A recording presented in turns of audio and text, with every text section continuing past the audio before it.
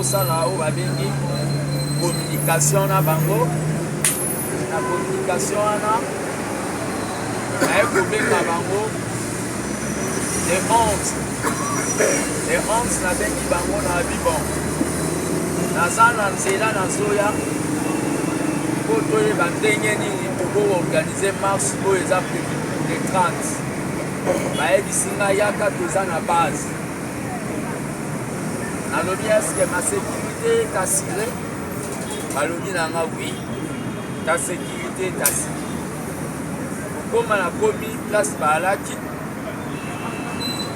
balobi na nga boswaye bobandise na se un national nommé par Etienne Tshisekedi.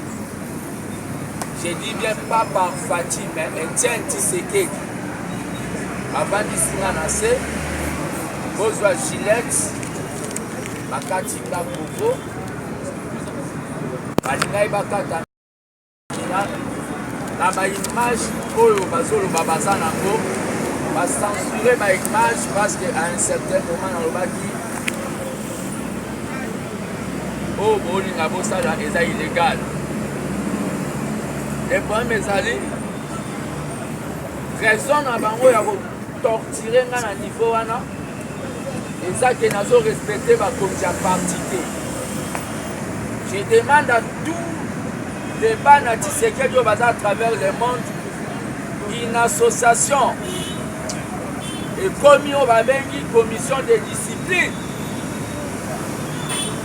Question nazoki parce que moi j'ai une association ya bato bavandi pembeni na ngai kombo nango armée des bâtisseurs tshisekidistes ABT. Est-ce que ABT ekomi ko se considérer comme une commission de discipline? Mututu atanga même maternelle à vous répondre non. Bavandisi nga balobi que je suis en contact avec bato Lamuka bakangi nga téléphone na ide bacheke batala ndenge nga nasololaka na bafayulu.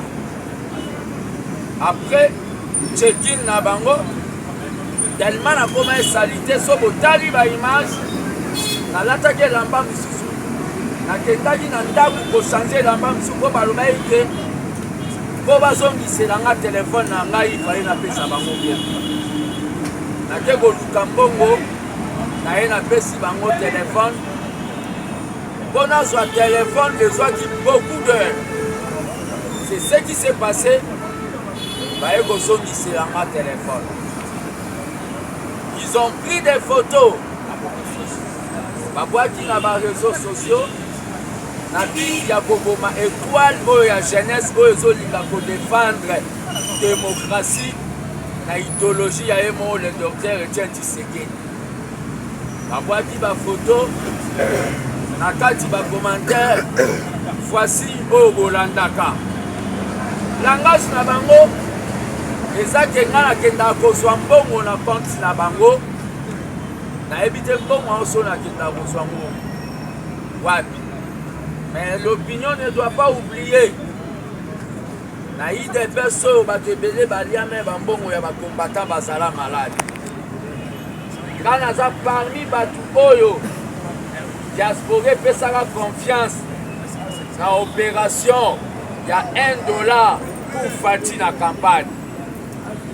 Mutu oyo nalia mbongo na ye akoki kobenga na émission na bino aloba te nga natindaka mbongo mpo na campagne ya Fati nazwaka quittance te. Je suis parmi les combattants oyo nakenda na parlement debu ya lokele nakuti papa mobanda obenge papa Mungala genou evimba na leleli ye na diaspora batindeli ye $1000 natinaki papa wana akoka kozala soigné.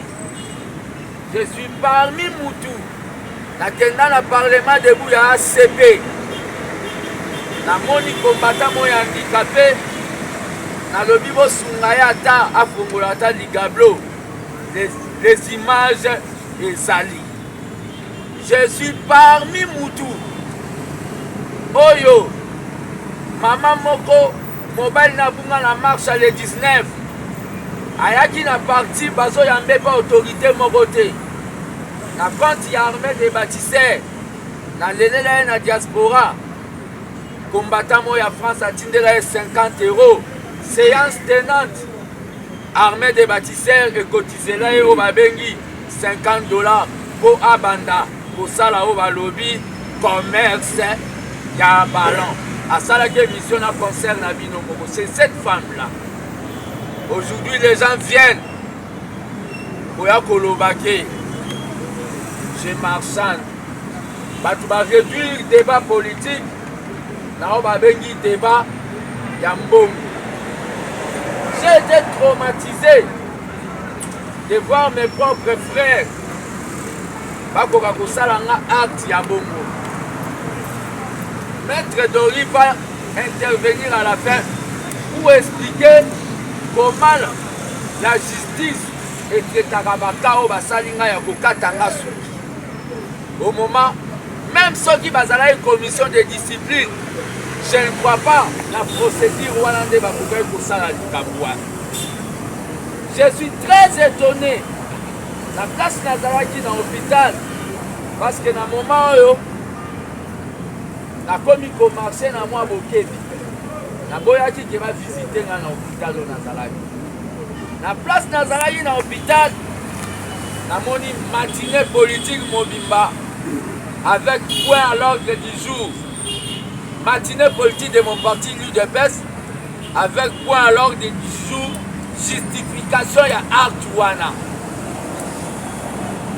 On a appelé les chefs ya bagan Tuana pour aller galobake bakanga kingai bakata kinga suki sans que ezala même condamné par mon propre parti politique.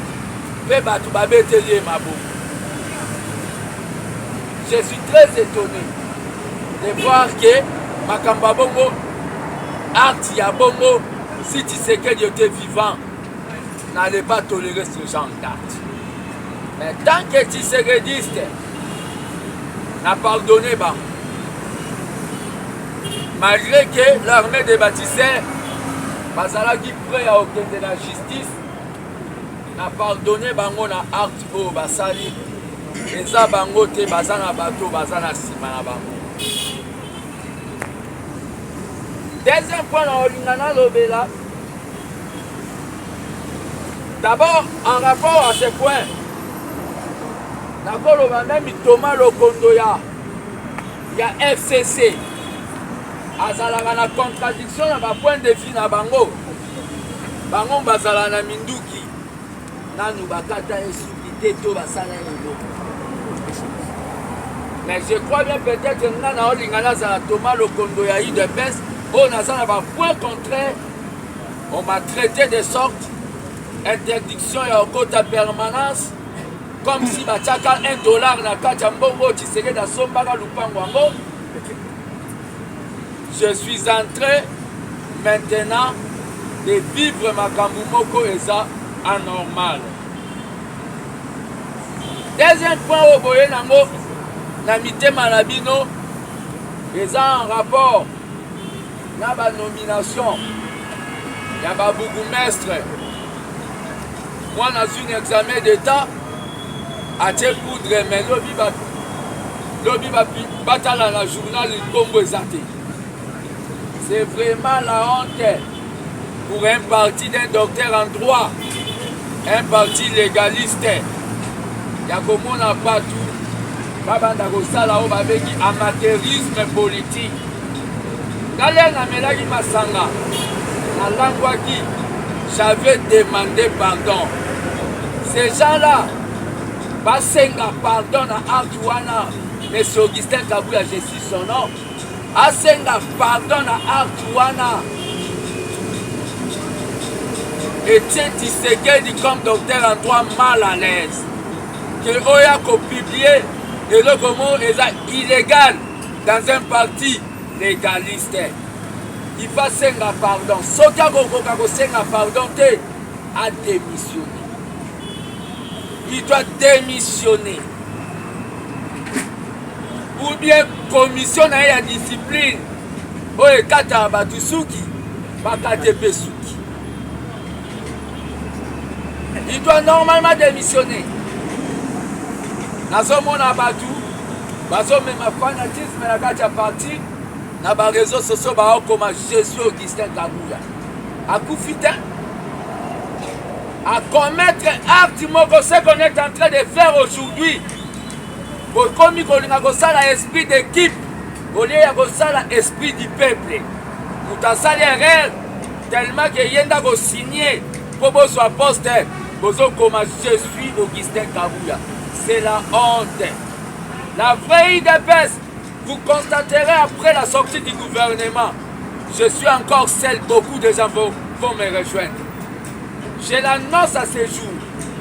Les gens vont comprendre que babanda ko beta bango balobi ba formal babanda ko kosa bango na idée bati kaka kabilisbeki. Conséquence ya makambu ya Santini Ngobila na Augustin Kabuya, c'est tout simplement quoi? Les gens ne veulent plus respecter la constitution.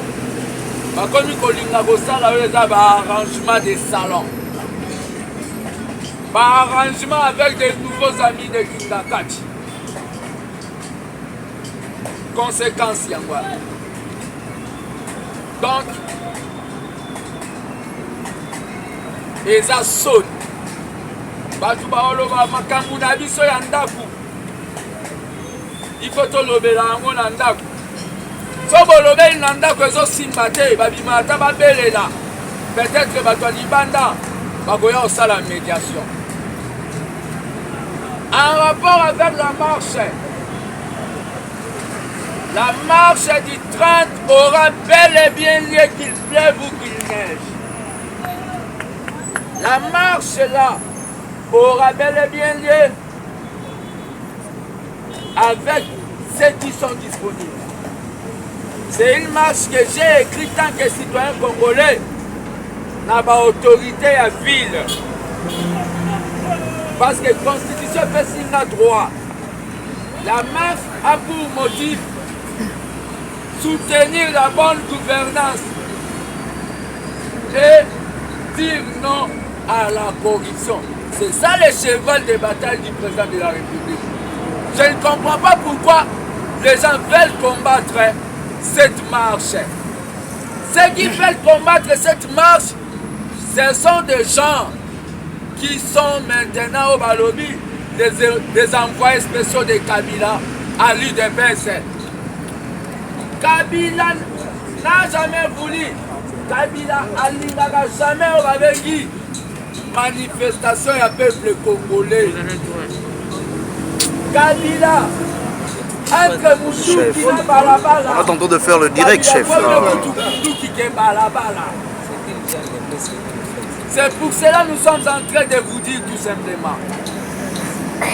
Tous ceux qui veulent soutenir Poto Pandao Babengi, majorité populaire, parce que nous n'avons pas la majorité au Sénat, nous n'avons pas la majorité dans l'Assemblée. Poto Pandao Babengi, majorité populaire, pour soutenir Kana Maloubati. On a besoin de faire des tracts, on a besoin de faire des banderoles. La marche doit être agrémentée, c'est-à-dire qu'on a besoin de fanfare. Je demande à Bao Nyonso Balingi, Topesa président Abiso, Maboko, Naweza cheval de bataille nae. Bako Bako, contacter mon numéro est déjà connu. Que les gens cessent de dire que Makambo Manazo Sala et Zapo Nazwango. Non. Et ça parce que nous avons constaté balingi ba komisa IDPS o babengi palu. Bazolinga ba komisa IDPS moi Yakopa la zangami. Quand un journaliste vient atteindre un micro, bakaneli akota sous permanence. Le combat de ces partis est l'État pour la liberté d'expression. À cause d'un individu, esprit d'équipe. Je suis en train de dire, pour vous donner la parole s'il y a des questions, à M. Kabila, qu'il sache ata azwi batisekediste oyo akomisi bango bato akinga kati. Moi je suis là, je vais défendre l'idéologie de l'UDPS. Et quand je suis en train de parler, je sens vraiment l'aura de Tshisekedi. Malgré mes défauts, bato balingaka ngai oyo bayokaka nga bakosoutenir nga na mabondeli mpe na bapriere.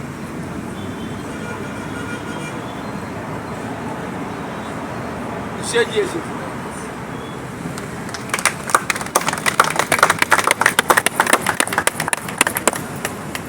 Question s'il vous plaît.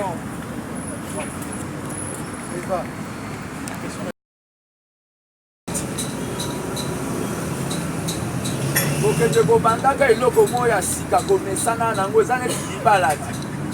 Kosala deya na mwasi 5 ans. Oke kobeta par exemple bibika binga je t'aime. Oyebi kobanda koyeba bacomportement na ye etaka mpe mwa bamal à l'aise. C'est-à-dire ma jeunesse c'est l'UDPS. Et dans l'UDPS je suis comme un poisson dans l'eau. Et dans l'UDPS, j'ai été formé par les grands maîtres.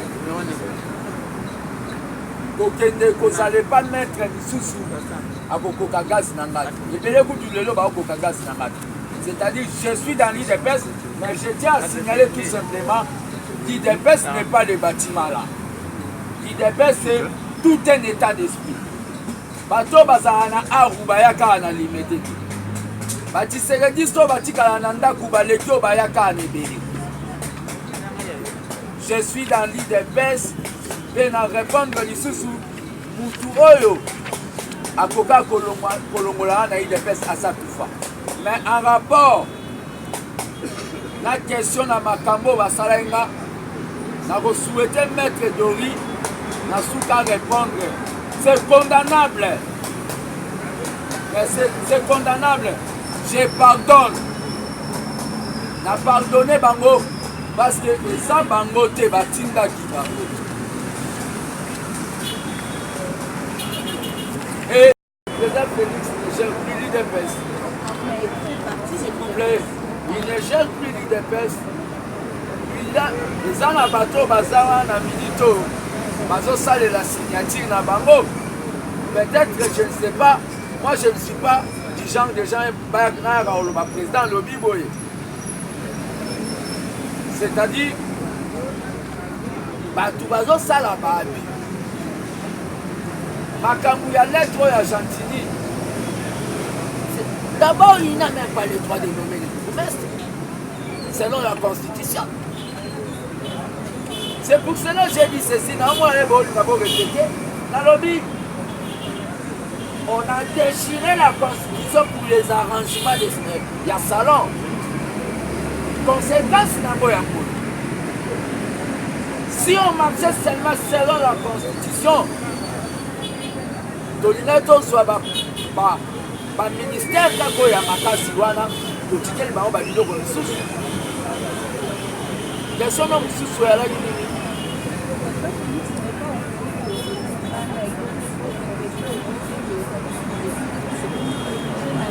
Ça, j'ai déjà répondu. Makambu ke UDPS eza dirigé na Kingakati, télécommande eza na Kingakati. Batu baza wana limité. Président lalala na batu na ndako na ete. Moto a moto te nzambe te moto, baloba na Braza. Il y a d'autres gens baza wana bavandi na président boye baloba ne. Fati tie président me balinga ke bete. Balinga ye bete. Batu bazo kokande te o balobi komba ya selon Tshisekedi. Et comme il est commis dans le la tabou la fifi à bouquet, l'essentiel à cause de la langue. Les gens même sont du tout le moment, ceux qui vont faire ça là-haut, ma nomination sur 24 communes, pour 3. Pour ça, les gens qui peuvent faire la matinée politique. Vraiment, quand on va dans ça, on a évité tout qui est dans l'au-delà. Même si tu sais que dans l'au-delà.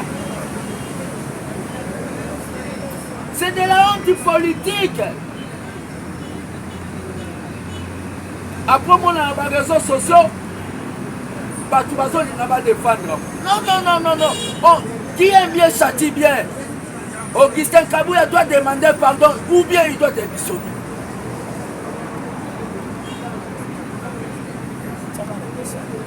L'erreur est humaine. On va faire d'État. L'erreur est humaine. Comment on va l'erreur est humaine. Na makambo mboka. Na makambo ya parti. Une autre question.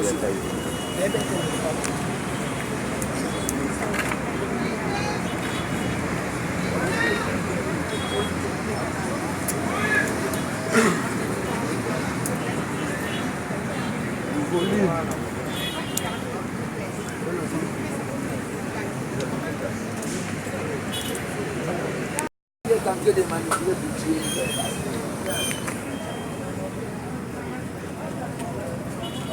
Comment les gens peuvent être contradictoires? Notre 37e anniversaire, le secrétaire général Kaboul, Alobani, de continuer ma marche, dit de reconnaître sa véritable état de droit dans Mboko. Alobani, toi, Alobani. Les lorsiko combattants une initiative. Il y a que ça la marche. Bolobi que Yazanan. Là, on a une initiative. Il y a que na palais du peuple. Koyebisa muto afinga qui fatigue kebeza la palais. Na tout n'a pas autorisation. Wana babeta maboko. Allô? Vous ne voyez pas que ces gens-là, ce sont des gens de Kabila maintenant. On doit se le dire. Question, monsieur Alain. Question. Chef.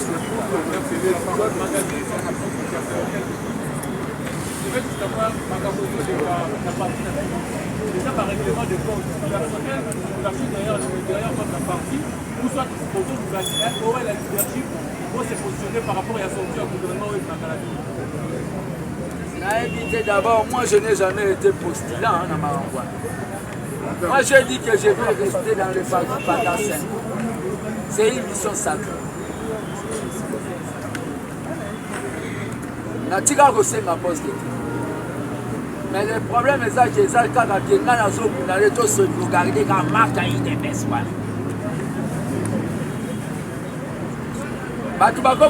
Comme ça, IDPS accepte tout. Donc ça a le pouvoir de Tozobo et Makamu. Comment les autres comment on dit maintenant ce beau soit 3 postes de motivé. Est-ce que vous est-ce que c'est normal que Makamu? Une autre question. Et c'est Moukoko. Dorcas Likumba qui n'a pas vision. Question à Ngezabo. Quand on dit que il est fait une comme la Kinakati. Comment il était d'accord au bilan de signer qui n'a bango. Il est fait de comme incapable de voir vérité. Parce qu'auparavant, ils avaient bon tant que la IDPS, tout le monde a IDPS. Mais les gens ont peut-être accord, on a vu des salis qui est pas comme un inact, il y a ex-président Joseph Kabila. Quand jamais Natika continue bakor wa. Natika continue jamais bakor wa.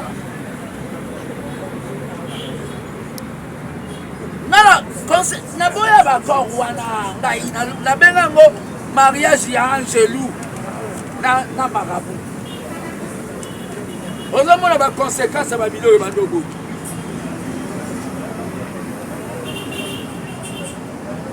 Accord wana bakenda nde ko signer yango et pas bateau ba mataka na cheval.